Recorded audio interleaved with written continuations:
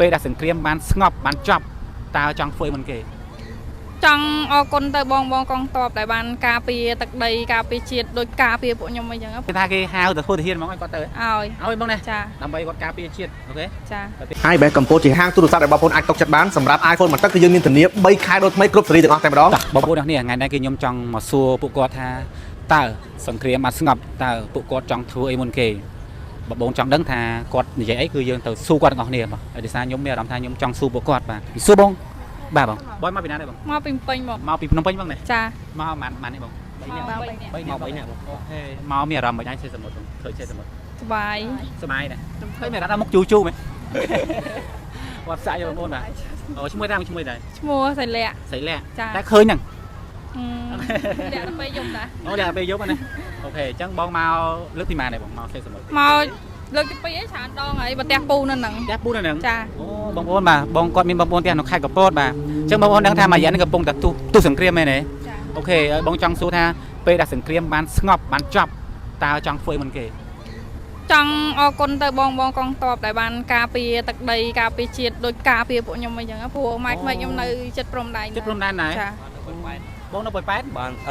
ម៉ាក់គាត់នៅប៉ោយប៉ែតហើយខ្ញុំមិននៅពេញតែឥឡូវគាត់ឥឡូវពោទូសង្គ្រាមចឹងបាទអូអញ្ចឹងឥឡូវគាត់នៅហ្នឹងត្រូវហ៎បាទអូយបងប្អូនបងប្អូនគាត់អ្នកគាត់អត់ហ៊ានមកស្រុកគាត់ខ្ជិលទៅវិញទៅមកបងនៅភូមិវត្តនេះគាត់និយាយគាត់នៅស្វាយរៀងគាត់នៅឆ្ងាយពេកទៅបាទឡើងចុះហើយឡានក្រុងឡើងថ្លៃទៀតអូឡានក្រុងឡើងថ្លៃទៀតហ្នឹងហើយអូយបងប្អូនតាក់ស៊ីអើយគួរតែយកពេលវេលាជួយបងប្អូនមិនមែនយកពេលវេលាមកឡើងតម្លៃត្រូវហ៎ហ្នឹងហើយអូខេអញ្ចឹងបងថាពេលដែលបងចប់សង្គ្រាមបងឃើញបងកងទ័ពណាគឺយើងស្ពះគាត់ឬមួយក៏អរគុណគាត់ត្រូវហ៎ចាអរគុណគាត់អរគុណគាត់ដែលគាត់បានការពារទឹកដីការពារដូចជាការពារយើងអស់គ្នាអញ្ចឹងអូខេអញ្ចឹងបងមានចំណាប់អារម្មណ៍ចង់ធ្វើទីហ្នឹងពីធ្វើទៅទៀតអត់មានចំណាប់អារម្មណ៍ដែរមានបងណាបាទបងប្អូនអញ្ចឹង2021គឺគេរើសហើយបាទថាបងបានធ្វើមែនអត់អូខេឥ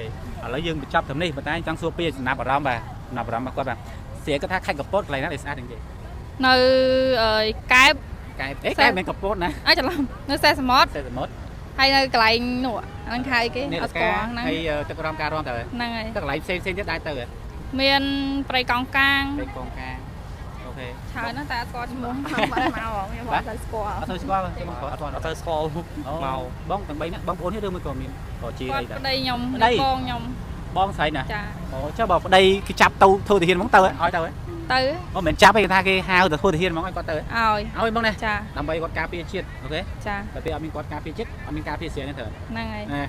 អរគុណបងប្អូនបាទអរគុណបងណាហើយបែបកម្ពុជាជាហាងទូរស័ព្ទរបស់បងប្អូនអាចຕົកចិត្តបានសម្រាប់ iPhone មួយទឹកគឺយើងមានធានា3ខែដូចថ្មីគ្រប់ស៊េរីទាំងអស់តែម្ដងប្រភេទ iPhone ថ្មីរបស់យើងមានធានាពី1ឆ្នាំដល់2ឆ្នាំមានធានាខូចដូចថ្មីដូចគ្នាប្រភេទ